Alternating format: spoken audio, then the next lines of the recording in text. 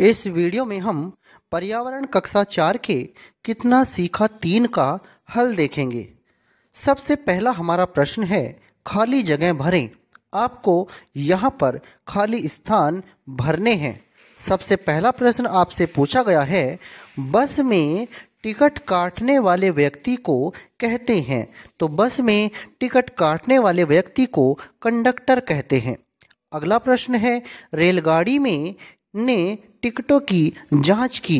तो रेलगाड़ी में टिकटों की जांच कौन करता है? वो होते हैं टीटीई। तो टीटीई रेलगाड़ी में टिकटों की जांच करते हैं। आगे देखते हैं, देश का सबसे लंबा प्लेटफॉर्म कहाँ है? तो हमारे देश का सबसे लंबा रेलवे प्लेटफॉर्म गोरखपुर में स्थित है। आगे, आगरा का विश्व के 7 आश्चर्यों में से एक है। तो आगरा का जो ताजमहल है वो दुनिया के जो 7 आश्चर्य हैं, 7 अजूबे हैं, उनमें से एक है। क्या है? आगरा का ताजमहल। और इस ताजमहल को शाहजहां ने बनवाया था। मुगल बादशाह शाहजहां ने इसको बनवाया था।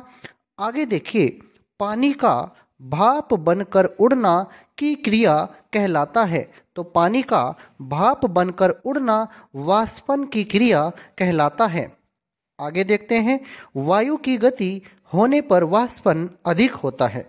देखिए, वायु की गति यदि ज़्यादा होती है, अधिक होती है, तो वाष्पन भी अधिक होता है।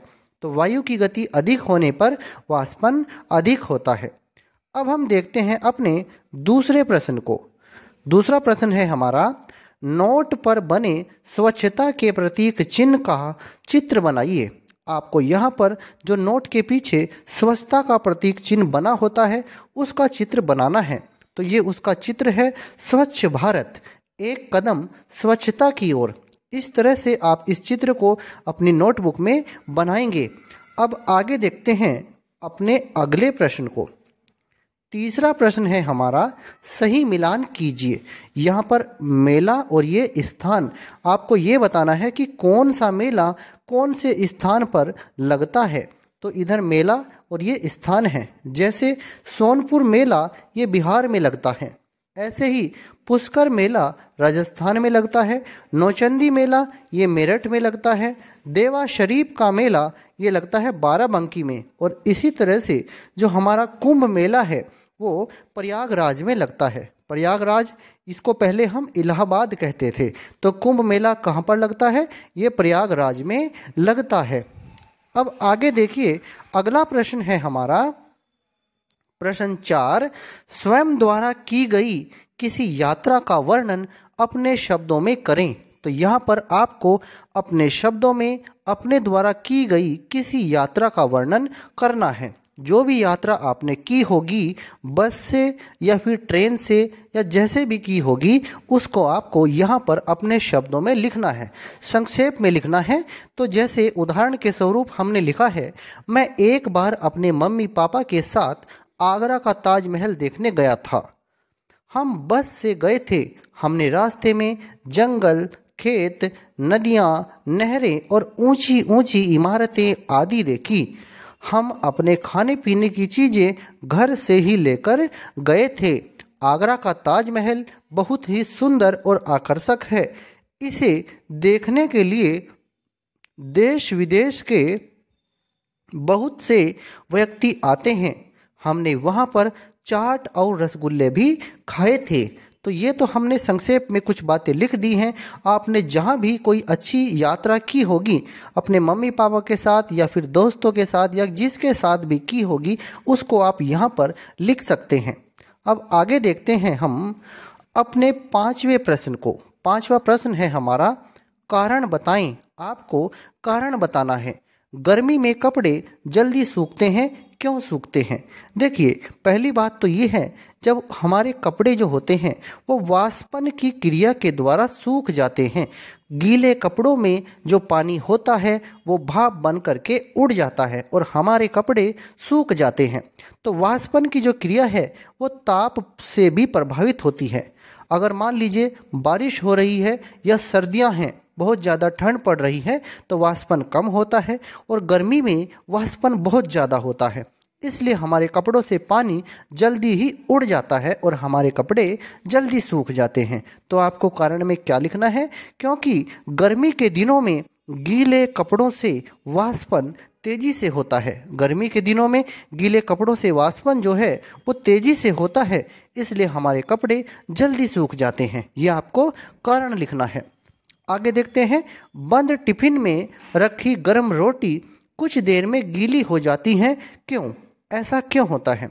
देखिए, मान लीजिए गर्म रोटियों को हमने एक टिफिन में बंद करके रखा है, तो होगा क्या उसमें? जो रोटियां हैं, रोटियों से भाप जो उठेगी, जो गर्म रोटियां हैं उनसे भाप उठेगी और वो भाप बर्तन की दीवारों से टकराएगी और ऊपर ढक्कन बंद रहेगा, ढक्कन से भी टकराएंगी। तो यह भाप दीवारों से और ढक्कन से टकराने के बाद ठंडी होकर जल की बूंदों में बदल जाएंगी और फिर ये जल की बूंदें जब वापस से इसी बर्तन में टपकेंगी तो ये रोटियों को गीला कर देंगी। तो इसीलिए रोटियां हमारी गीली हो जाती हैं। कौन कौन सी क्रियाएं हैं? वाष्पन और संघनन। संघनन मतलब भाप का ठंडा होकर जल बूंदों में बदलना, तो ये संघनन हुआ। और वाष्पन पानी का भाप बनकर उड़ना। तो इन दोनों क्रियाओं की वजह से हमारी रोटियां गीली हो जाती हैं। कारण में आपको क्या लिखना है? क्योंकि रोटियों से उठने वाली भाप बर्तन की दीवारों से टकराकर ठंडी होकर जल बूंदों में बदल जाती हैं और ये जल बूंदें रोटियों को गीला कर देती हैं। ये आपको लिखना है। अब आगे देखते हैं हम अपने अगले प्रश्न को। बर्फ के गिलास की बाहरी सतह पर जल की बूंदें एकत्र हो जाती हैं, क्यों? देखिए, मान लीजिए आपने किसी गिलास में बर्फ़ के टुकड़े भरे हैं, तो ये जो बर्फ़ है ये इस गिलास की बाहर की दीवारों को भी बहुत अच्छी तरह से ठंडा कर देगा। तो जो हमारे वायुमंडल में उपस्थित जलवाष्प है, वो जलवाष्प जब इस गिलास की दीवारों के संपर्क में आएगी तो ठंडी होकर जल बूंदों का रूप धारण कर लेगी और इसीलिए गिलास के बाहर हमें पानी की बूंदें दिखाई पड़ती हैं। तो आपको क्या लिखना है इसमें? बर्फ से भरे गिलास की बाहरी सतह ठंडी हो जाती है, इसकी दीवारें ठंडी हो जाती हैं। वायुमंडल में उपस्थित जलवाष्प गिलास की दीवारों के संपर्क में आने पर ठंडी होकर जल बूंदों में बदल जाती हैं। तो जो गिलास के बाहर जो पानी की बूंदें हमें दिखाई पड़ती हैं, वो पानी की बूंदें जलवाष्प के ठंडा होने के बाद वहाँ पर इकट्ठा होती हैं। और ये जलवाष्प कहाँ है? जो हमारा वायुमंडल है उसमें ही ये जलवाष्प उपस्थित होती है। तो आपको कारण में यही लिखना है कि बर्फ से भरे गिलास की बाहरी सतह या बाहरी दीवारें ठंडी हो जाती हैं। वायुमंडल में उपस्थित जलवाष्प गिलास की दीवारों के संपर्क में आने पर ठंडी होकर जल बूंदों में